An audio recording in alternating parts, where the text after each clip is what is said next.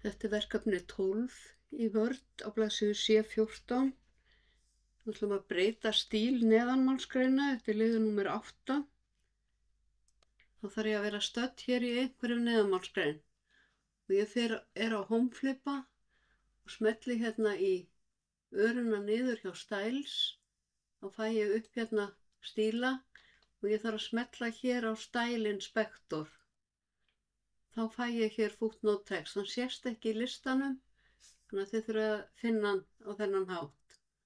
Ég smelli hér í öruna niður og vel Modify og eins og sjáu þá er stíllinn footnote text í aðeins minna letri heldur en textin í skjalinu sjálfu. En við ætlum að fara hérna í format og paragraf og við ætlum að hafa inndráttinn hérna frá tilvísunartákninu að textanum 0,4.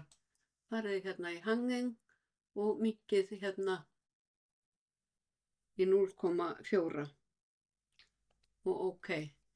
Og OK, þá breytast allar neðanmálsgreinar. Og ef það væru fleiri neðanmálsgreinar, að þá væri þetta útlitið. Þyrftu ekki að breyta því við hverja neðanmálsgrein. Ég ætla að loka þessu og ég ætla að vista.